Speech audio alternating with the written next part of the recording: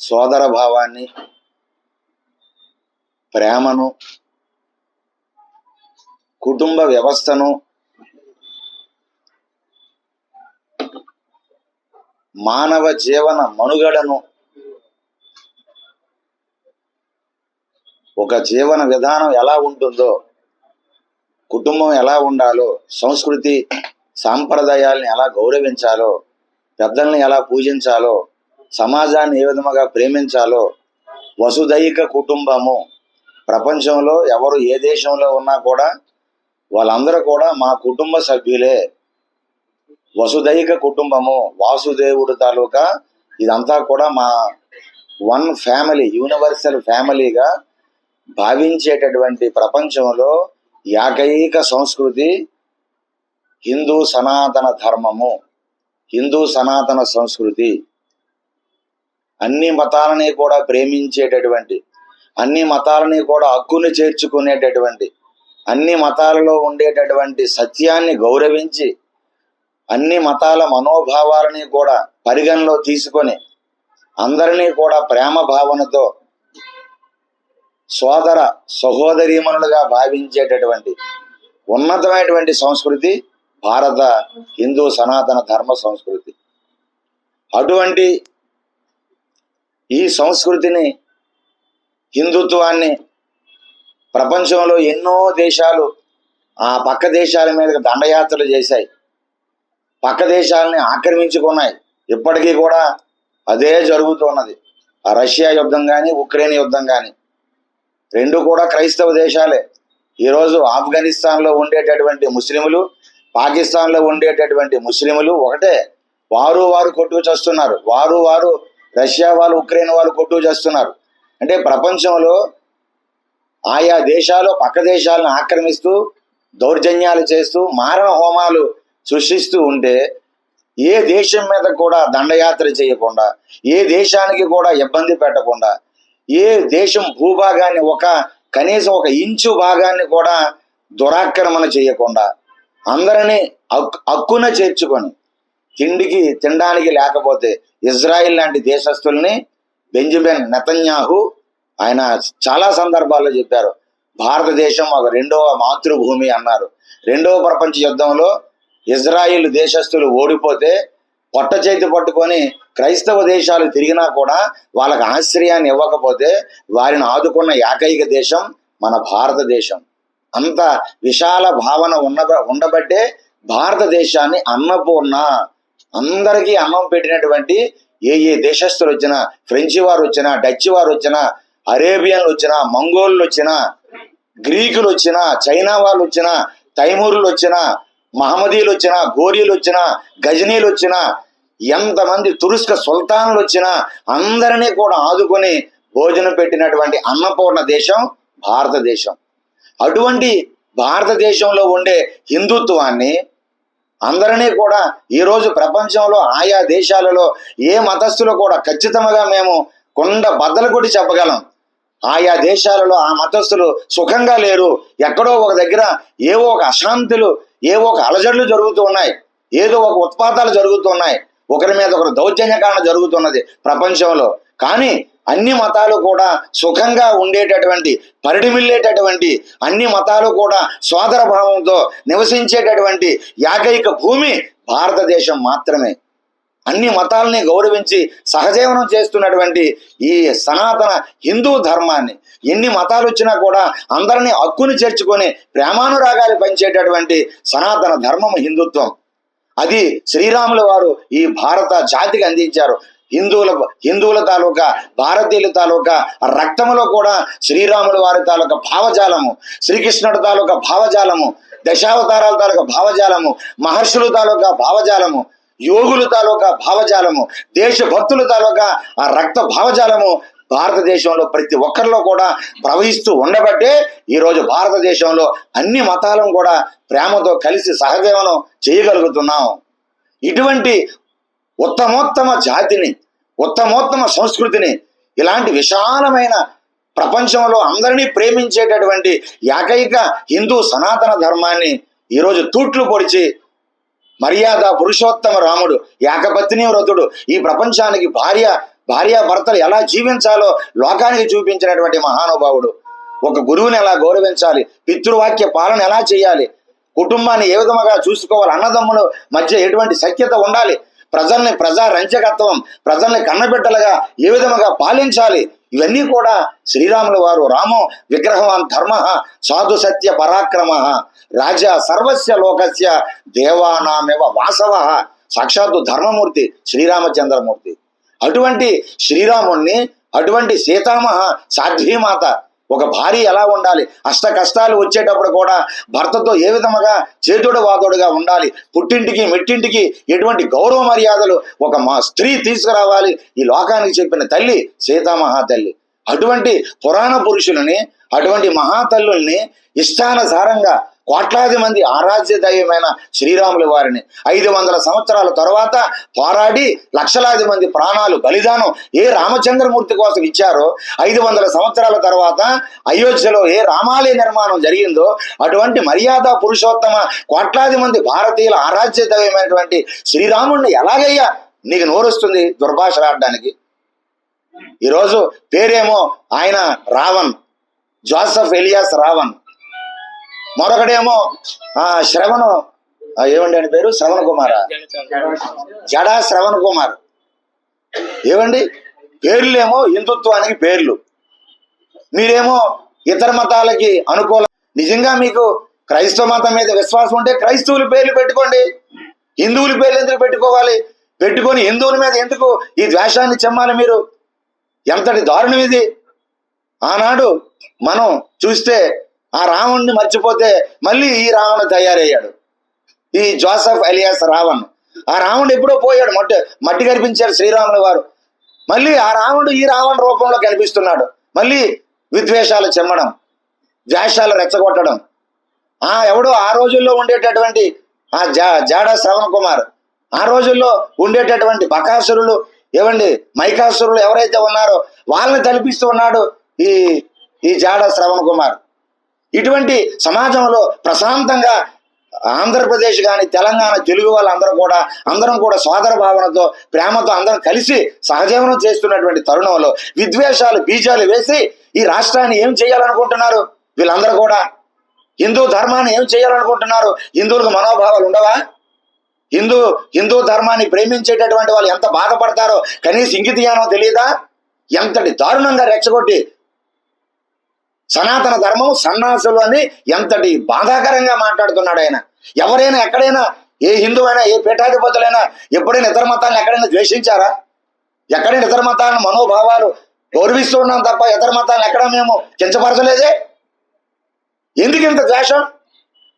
ఆయన ఎంతటి దారుణంగా సీతామహాతల్లిని, రామాయణాన్ని, రాముణ్ణి అడుక్కు తినేటువంటి రాముడట, రాజ్యం నుంచి తరిమేశారట రాముణ్ణి. ఏమిటండి మాటలు? ఒకప్పుడు మనం అడుగుతున్న మీడియా ముఖంగా దయచేసి ఒకప్పుడు నువ్వు హిందువు కాదా? మీ అమ్మా నాన్నలు హిందువులు కాదా? ఈరోజు జడా శ్రవణ్ కుమార్ మీ అమ్మా నాన్నలు హిందువులు కాదా? నువ్వు చిన్నప్పుడు హిందువు కాదా? నువ్వు హిందువుగానే పుట్టావు కదా, ఈరోజు నీకు నచ్చలేదు, మతం మారావు.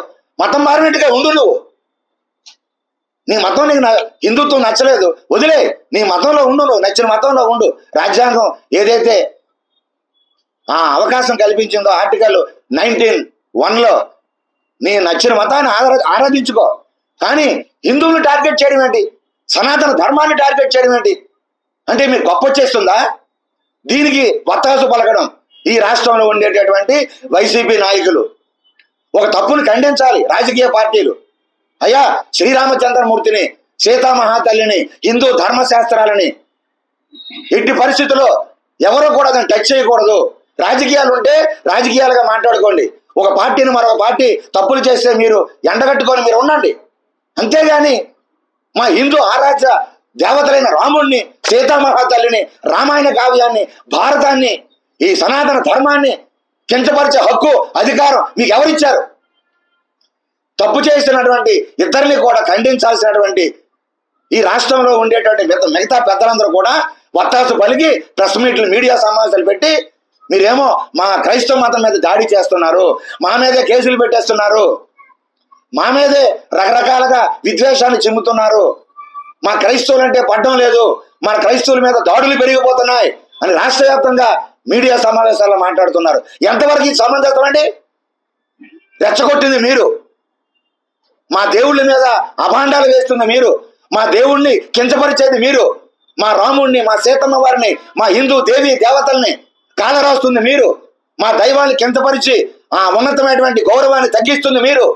మీరు తప్పులు చేసి ప్రభుత్వం చట్ట ప్రకారంగా అరెస్ట్ చేస్తే దాన్ని మళ్ళీ రాద్ధాంతం చేసి ఈ రాష్ట్రంలో చిచ్చు పెడతారా? హిందువులు క్రైస్తవులు అందరూ కొట్టుకోవాలా? ఎవడో వెధవులు నోరు పారేసుకుంటే యావత్ సమాజం అందరం కూడా సమాజం మూల్యాన్ని చెల్లించాలా? ఎంతవరకు సమాజం అండి ఇది? ఎంతవరకు న్యాయం అండి ఇది? ఈరోజు ఎంత జరుగుతుంటే వైకాపా ప్రభుత్వం, వైకాపా పార్టీ వాళ్ళు దాన్ని ఖండించాల్సింది పోయి, ఇది తప్పు అని సరిదిద్దాల్సింది పోయి తిరిగి ఏం మాట్లాడుతున్నారు? మేము న్యాయ సలహాలు ఇస్తారట, న్యాయ సహకారం చేస్తారట. అంటే హిందూ దేవతలు ఇంకా తిట్టండి అని చెప్పడమా? ఇదా జగన్మోహన్ రెడ్డి గారి ఎజెండా? గత మీరు ప్రభుత్వం 2024 నుండి 2019 నుంచి మీరు 5 సంవత్సరాలు మీరు ఉన్నారు. ఆ సంవత్సరాల్లో మీరు హిందుత్వం మీద దాడులు జరిగితే ఒక్కరు మాట్లాడలే, ఒక్కరు ఖండించలే, పైపెచ్చి మమ్మల్ని ఎక్కిరించారు. ఆంజనేయ స్వామి రథం ఆంజనేయ స్వామి దగ్గర నుంచి బొక్కలైపోతే అది బొమ్మే కదా, సిమెంట్ చేసిందే కదా. రథం కాలిపోతే అది చెక్కే కదా, ఏమైపోయింది? 1 కోటి రూపాయలు చేయించి పెట్టేస్తాం. విజయవాడ సింహాలు, అమ్మవారి సింహాలు మాయమైపోతే వెండే కదా, ఒక 20-30 లక్షలు తెచ్చి పెట్టేస్తాం. ఏమైపోయింది? దీనికోసం రాద్ధాంతం ఎందుకు? హిందువులకి ఆ స్వామీజీలకు ఎందుకు అవసరమా? నోరు పారేసుకోవడం అని ఇష్టానుసారంగా మాట్లాడారు. గత 5 ఏళ్లలో మా మనోభావాలని ఎప్పుడు కూడా కనీసం గౌరవం ఇవ్వలే, హిందువుల ద్వారా ఒక ఆక్రమణ వినలే, హిందువుల్ని పట్టించుకోలే.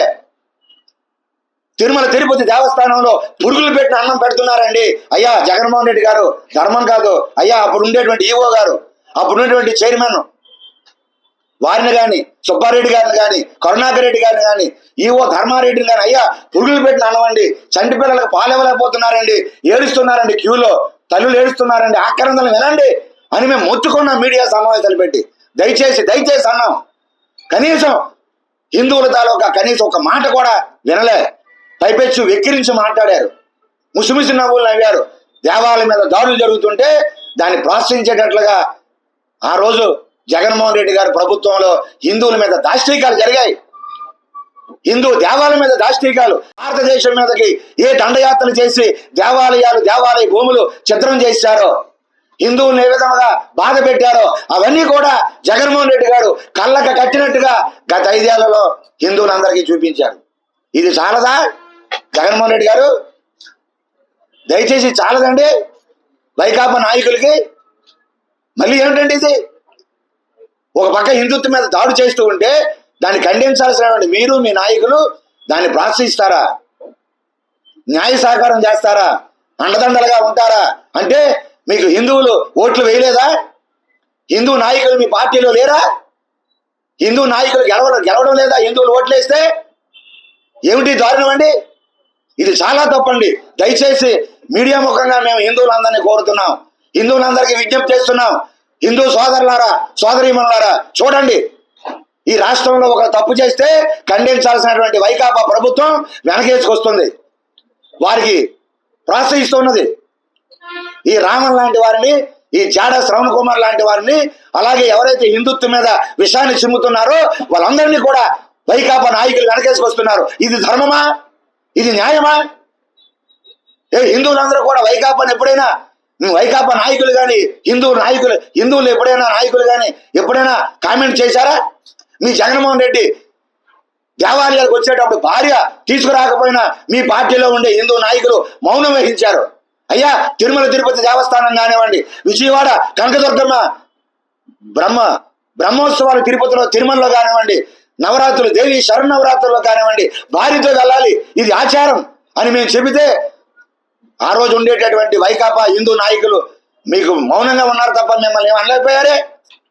అంటే ఈరోజు శ్రీరాముడిని, శ్రీకృష్ణుడిని, హిందూ దేవతల్ని కించపరిచి మాట్లాడుతూ ఉంటే ఎంతకాలం మౌనం వహిస్తారండి మీ పార్టీలో ఉండేటువంటి హిందూ నాయకులు? దయచేసి మేము కోరుతున్నాం, ఇది చాలా ఖండించాల్సినటువంటి విషయం. యావత్ హిందూ జాతి, ఇర్రెస్పెక్ట్ ఆఫ్ ఆల్ పొలిటికల్ పార్టీస్, అందరూ కూడా ఖండించాల్సినటువంటి అంశం ఇది. దీన్ని మీరు వెనకేసుకొస్తున్నారు. ఎంత బాధాకరం ఇది. నిన్నగాక మొన్న ఆ కరుణాకర్ రెడ్డి స్వామీజీని ఇష్టానుసారంగా మమ్మల్ని తిట్టాడు. ఆయన కాషాయాన్ని తిట్టాడు, హిందుత్వాన్ని తిడుతున్నాడు, కాషాయాన్ని గుంటనక్కలు అంటున్నాడు. గుంటనక్కలు ప్రెస్ మీట్లాడ కాషాయం తిరుమలలో తిరుపతిలో జరుగుతున్నటువంటి ఏవైనా తప్పులు సరిదిద్దాల్సినటువంటి బాధ్యత కాషాయానికి ఉన్నది, స్వామీజీలకు ఉన్నది, సలహాలు ఇవ్వాల్సిన బాధ్యత ఉన్నది. ఏదైతే జగన్మోహన్ రెడ్డి పాలనలో కరుణాకర్ రెడ్డి టైంలో ఏదైతే అపచారాలు జరిగాయో దాన్ని ప్రశ్నించాం. అంతకుముందు కూడా ప్రశ్నిస్తూ ఉన్నాం. ఏ ప్రభుత్వాలు వచ్చినా కూడా మేమందరం కూడా ప్రశ్నిస్తూ ఉన్నాం హిందుత్వం కోసం. కరుణాకర్ రెడ్డి గారు పూటకో ప్రెస్ మీట్ పెట్టకండి, తిరుమల మీద విషయాన్ని చెమ్మకండి, ఆధారాలు ఉంటే రండి అంటే కాషాయాన్ని టార్గెట్ చేశాడు ఆయన, స్వామీజీని టార్గెట్ చేశాడు, హిందుత్వాన్ని టార్గెట్ చేస్తున్నారు వైకాపా నాయకులందరూ కూడా బరితెగించి. ఏమిటండి ఇంత దారుణం? హిందువులు మీకు ఓట్లేసి అఖండ మెజారిటీ గతంలో మీకు ఇవ్వడమే తప్ప ఈరోజు 11 సీట్లు మీకు వచ్చాయంటే అందులో హిందువులు ఓట్లు లేకుండా వస్తాయా? మీకు 11 సీట్లు కూడా హిందువులు ఓట్లు వేయలేదా? బాసడుగా నిలబడలేదా? మీరు 11 సీట్లు రావడానికి కారణం గత ప్రభుత్వంలో మీరు చేసిన హిందుత్వం మీద దాడులే కదా, హిందువుల మీద దురాక్రమలే కదా, హిందువుల మనోభావాలు కాలరాయడమే కదా. గత ప్రభుత్వంలో మీకు మొత్తం 11 సీట్లు ఇచ్చి కూర్చుని పెట్టారు హిందువులందరూ కూడా. అంటే ఈ ద్వేషాన్ని, ఈ హిందుత్వం మీద ఉండే వ్యతిరేకతని మీ అందరూ కూడా విషాన్ని చిమ్ముతున్నారు. మాకు అర్థమవుతుంది. ఈరోజు రాముణ్ణి, మా ఆరాధ్య దైవమైనటువంటి శ్రీరామచంద్రమూర్తిని, సీతామహాతల్లిని, మా రామాయణ భారతాల్ని కించపరిచి మాట్లాడితే మీరు ముసుమిసు నవ్వుతారా? మీరు దానికి ప్రోత్సహిస్తారా? కాబట్టి ఇది ఖండించాల్సినటువంటి అంశం. ఇది చాలా దారుణం. అలాగే కూటమి ప్రభుత్వాన్ని కూడా మేము అడుగుతున్నాం. దయచేసి హోంమంత్రి గారిని కూడా మేము అడుగుతున్నాం, అనిత గారిని, ఎట్టి పరిస్థితుల్లో ఇది రాజ్యాంగం ఏదైతే భావ ప్రకటన స్వేచ్ఛ, ఈరోజు మీడియాలో చెప్తున్నారు వాళ్ళందరూ కూడా, మాకు భావ ప్రకటన స్వేచ్ఛ ఉంది, రాజ్యాంగం కల్పించింది. ఏమయ్యా, దేశం మీద నువ్వు నాకు దేశభక్తి లేదంటున్నావు. ఆ రావణ్ అనే వ్యక్తి, ఆ జాడ శ్రవణ్ కుమార్ ఏమో దేశానికి ఎంతపరిచి మాట్లాడుతున్నాడు, పవన్ కళ్యాణ్ గారిని ఏమో టార్గెట్ చేస్తున్నారు. అంటే ఈ రాష్ట్రంలో పవన్ కళ్యాణ్ గారు సనాతన ధర్మం అన్నందుకు ఆయన టార్గెట్ చేస్తారా? ఆయన మీద పడతారా? రఘురామకృష్ణ గారు డిప్యూటీ స్పీకర్ గారు ఏదైతే రామాలయాన్ని, ఎక్కడండి అది, మన ఆకివీడులో రామాలయాన్ని కట్టడం తప్ప, పునర్నిర్మాణం చేయడం తప్ప, ఆ పక్కనే చర్చ్ ఉంటే రామాలయం ఉండకూడదా? రామాలయం పక్కనే చర్చ్ ఉండకూడదా? ఎన్నో ప్రాంతాల్లో కలిసి ఉన్నాయి కదా. అంటే అక్కడ క్రైస్తవులు ఉన్నారట, రామాలయం కట్టకూడదట. పురాతన రామాలయం. నేను హిందువున్నయ్యా, నా ఆరాధ్య దైవం రాముడయ్యా, నేను కడతాను, భక్తులు విరారాలతో కడతానని భక్తులకి పిలిపించాడు ఆయన. భక్తులందరూ సహకరించారు. అయోధ్య రామాలయం ఎలాగైతే డొనేషన్స్ ఇచ్చారో ఆయన టార్గెట్ చేస్తున్నారు. బండ బూతులు తిడుతున్నారు, బండ బూతులు. ఏమిటండి దారుణం? ఇదే రాజ్యాంగం మీద మీకుండే స్ఫూర్తి. ఒక హైకోర్టులో న్యాయవాదిగా ఉన్నావు కదా ఈ జాడా శ్రవణ్ కుమార్, ఏం మాట్లాడుతున్నారు, పార్లమెంట్ వర్డ్స్ వాడుతున్నారు. హిందువులందరూ కూడా అంటే హిందూ నా కొడకల్లారంటే ఏమిటండి ఇది? ఇదా సంస్కారం అండి? మీలాగా తయారైతే, మేము మీలాగా మాట్లాడితే ఏమవుతుంది? ఒకసారి ఆలోచన చేయండి దయచేసి. మేము అడుగుతున్నాం. మేము అలాంటి వాళ్ళం కాదు. మేము ఎప్పుడు కూడా మేము అందరూ బాగుండాలని ఈరోజు మేము క్రైస్తవులు ప్రేమిస్తాం, ముస్లింలు ప్రేమిస్తాం, బౌద్ధులు ప్రేమిస్తాం, జైనులు ప్రేమిస్తాం. అటువంటి ప్రేమాభిమానాలతో ఉండే కలిసి సహజీవనం చేస్తున్న ఈ జీవన విధానంలో మీలాంటి చీడ పురుగులు, మీలాంటి విష బీజాలు వేసి ఈరోజు సమాజంలో రెచ్చగొట్టేటటువంటి ధోరణితో ఆంధ్రప్రదేశ్లో గొడవలు జరగాలి, ఆంధ్రప్రదేశ్లో హిందువులు క్రైస్తవులు కొట్టుకోవాలి. మీరు రెచ్చగొట్టి మాట్లాడితే మేము రెచ్చగొట్టి మాట్లాడేయాలి. మేము పూటకో ప్రెస్ మీట్ పెట్టి ఏ హిందువులారా రండి, రోడ్లు ఎక్కండి, తేల్చుకుందాం రండి అని మేము కూడా త్వరలు కొట్టాలి. మీలాగా విద్వేషాలు నింపాలి, సమాజంలో రెచ్చగొట్టాలి మేము హిందువులందరినీ. మేము అలా చెయ్యం. మీకు బుద్ధి లేకపోతే చట్టాలు ఉన్నాయి, చట్టాలు నడిపించేటువంటి వ్యవస్థ ఉన్నది, ప్రభుత్వం ఉన్నది, చూసుకుంటుంది. కానీ మీలాగా మేము మాట్లాడలేము, మీలాగా మేము బరితెగించలేం. మాకు సంస్కారాలు ఉన్నాయి, మా గురు పరంపర ఉన్నది. మీలాగా ఇష్టానుసారంగా ఏది పడితే అది వాగం మేము. మీరు వాగుతూ ఉంటే దాన్ని ఖండిస్తాం తప్ప, సరిదిద్దుకోమంటాం తప్ప, చట్ట ప్రకారంగా ఈరోజు రాష్ట్ర వ్యాప్తంగా మీ మీద పోలీస్ స్టేషన్లో కేసులు పెట్టాం, ఎఫ్ఐఆర్లు కట్టమంటున్నాం. చట్ట ప్రకారంగా చర్యలు చేపట్టమంటున్నాం. ఎక్కడ మీరు పెట్టినటువంటి ఆకివీడిలో ఏదైతే దళిత క్రైస్తవ సభ అని పెట్టారో మేము సభలు పెట్టలేమా? మేము పెట్టగలం, సభలు పెట్టగలం. రాష్ట్ర వ్యాప్తంగా ఆంధ్రప్రదేశ్ సాధు పరిషత్ అన్ని జిల్లాల్లో సభలు పెట్టగలం, మేము మాట్లాడగలం. మాకు లేదేంటి? We have that right. కానీ మాకు కాషాయము, హిందూ సనాతన ధర్మము ఈ రాష్ట్రంలో మేము మీలాగా మాట్లాడితే కుక్క కరిసిందని మేము కరిసేలేము. కుక్క కరిచేస్తారు ఎవరైనా కుక్కకి. మళ్ళీ మాకు సంస్కారాలు ఉన్నాయి, ఆ సంస్కారాలు మమ్మల్ని ఆపుతూ ఉన్నాయి. ఈరోజు సనాతన ధర్మం మీద పవన్ కళ్యాణ్ గారు వారాహి డిక్లరేషన్ తిరుపతి వచ్చి ఇస్తే ఆయన టార్గెట్ చేస్తారా? ఆయన హిందువులు రెచ్చగొట్టాడా పవన్ కళ్యాణ్ గారు, డిప్యూటీ సీఎం గారు? ఏమిటండి ఈ మాటలు? ఏమిటి బరితెగింపండి? కాబట్టి ఇంత జరుగుతున్నా మేము బాధపడేది ఏంటంటే, ఒక రాజ్యాంగబద్ధ పదవులు చేపట్టినటువంటి గత ప్రభుత్వ వ్యవస్థ, వైకాపా నాయకులు కానీ, జగన్మోహన్ రెడ్డి కానీ దీనిపైన ఒక మాట మాట్లాడలే. చూడండి, ఈరోజు రాష్ట్ర వ్యాప్తంగా అన్ని పార్టీలు కూడా irrespective of all political parties except YCP తప్ప అందరూ కూడా పోలీస్ స్టేషన్లో చర్యలు చేపట్టమని, కేసులు పెట్టమని కంప్లైంట్స్ ఇచ్చారు. ఏం వైకాపా నాయకులు ఎందుకు ఇవ్వడం లేదు? మీకు హిందుత్వం అక్కర్లేదా? హిందువులు ఓట్లు అక్కర్లేదా? హిందువుల మనోభావాలు అక్కర్లేదా? రాముడి మీద మీకు ప్రేమ లేదా? చెప్పేయండి. మాకు యేసుక్రీస్తు మీదే ప్రేమ ఉంది అన్నారు జగన్మోహన్ రెడ్డి గారు. మేమేం తప్పు పట్టడం లేదు. 4 గోడల మధ్యలో నేను బైబిల్ చదువుకుంటాను, నాకు జీసస్ క్రైస్ట్ అంటే మాకు విశ్వాసం. అందుకే మీ పెద్దమ్మ గారు కూడా తిరుపతి వచ్చి జగన్ రెడ్డి రక్షగా గోవింద అన్నది. జగన్ రెడ్డి రక్షగా గోవిందనామాలు ఎక్కడా లేవు. మీకు ఆ విశ్వాసం ఉంటే ఉండండి, కాదన్నాలే. మీ బైబిల్ మీరు చదువుకోండి. కానీ మా హిందుత్వాన్ని, మా హిందూ ధర్మాన్ని కించపరిచేటప్పుడు ఒక రాజ్యాంగబద్ధ పదవిలో ఉండేటువంటి మీరు దీన్ని ఖండించాల్సిన అవసరం ఉన్నదా లేదా? ఖచ్చితంగా మీకు హిందుత్వం మీద విశ్వాసం ఉన్నదా లేదా? ఈ చర్యల వల్ల మాకు తేటతెల్లం అవుతున్నది. ఖచ్చితంగా మీరు హిందూ ద్రోహులుగా మిగిలిపోతారు చరిత్రలో. వైకాపా ప్రభుత్వం హిందుత్వానికి వ్యతిరేకం, హిందూ ధర్మాన్ని అస్సలు అంగీకరించదు. ఇంత ఘోరము, ఇంత అపచారము, ఇంత మనోభావాలు ప్రపంచంలో అన్ని దేశాల్లో అందరూ కూడా మీరు చూస్తున్నారు. సోషల్ మీడియాలో అమెరికాలో ఉండేవాళ్ళు, అనేక రష్యాలో ఉండేవాళ్ళు, అలాగే ఆస్ట్రేలియాలో ఉండేవాళ్ళు, అనేక దేశాల్లో ఖండిస్తూ ఉంటే అన్ని దేశాల్లో ఉండేటువంటి చాలా ఇతర దేశస్తులు కూడా తప్పు, మేము రాముణ్ణి చాలా గౌరవిస్తూ ఉన్నాం, సీతమ్మ తల్లిని చాలా గౌరవిస్తున్నామే, భారతదేశంలో అవతరించినటువంటి సీతారాముల్ని మేమింతగా ఆరాధిస్తూ ఉంటే భారతదేశంలో ఉన్నటువంటి హిందూ ధర్మంలో ఉండేటువంటి వ్యక్తులు, భారతదేశంలో నివసించే మీరు సీతారాముల్ని, ఆదర్శ పురుషుల్ని, ఆ గ్రంథాలని ఎంతగా గౌరవించాలి అని ప్రపంచం అంతా కూడా ఉమ్మి వేసేస్తుందండి ఇక్కడ ఈ రాష్ట్రంలో ఉండేటువంటి వైకాపా నాయకుల మీద. అరే మీరేం చేస్తున్నారయ్యా? మీరు ఖండించరా? మీరు ఏం చేస్తున్నారు? వాళ్ళు తప్పు చేస్తే క్రైస్తవ సమాజం బుధాన్ని వేసుకొస్తుందా? ప్రెస్ మీట్లు పెట్టి రెచ్చగొడతారు. ఇంకా మీరు తప్పు చేస్తే పెద్దవాళ్ళుగా మీరు బిషప్పులు, లేకపోతే మీరు ఏదైతే పాస్టర్స్గా మీరు ఉన్నారో, మత ప్రచారకులుగా ఖండించాల్సిన మీరు ఏం మాట్లాడరు? మీరు తిరిగేమో రెచ్చగొడతారా? మా క్రైస్తవుని అరెస్ట్ చేస్తారంటే రాముని తిట్టి, మా దేవతలు తిట్టి మిమ్మల్ని ఏమో సన్మానాలు చేయాలా? సన్మాన సభలు పెట్టాలా బాగా తిట్టినందుకు? చట్ట ప్రకారంగా మీకు ఏదైతే రాజ్యాంగం భావ ప్రకటన స్వేచ్ఛ ఇచ్చిందో దాన్ని సద్వినియోగం చేసుకోండి. దానికి లిమిట్స్ ఉన్నాయి. 2వ క్లాజు కూడా ఉన్నది. 19 ఏదైతే మనకి రాజ్యాంగంలో 19వ సవరణలో 2వ క్లాజులో ఉన్నది. ఇతర మనోభావాల్ని గౌరవించాలి, ఇతర మతస్థుల తాలూకు మనోభావాన్ని గౌరవించాలి. కించపరిచి మాట్లాడితే ఖచ్చితంగా చట్టంలో ఇచ్చే నేరం అని కూడా, మరి అందులో కూడా అదే మీకు కనిపిస్తుంది మీకు?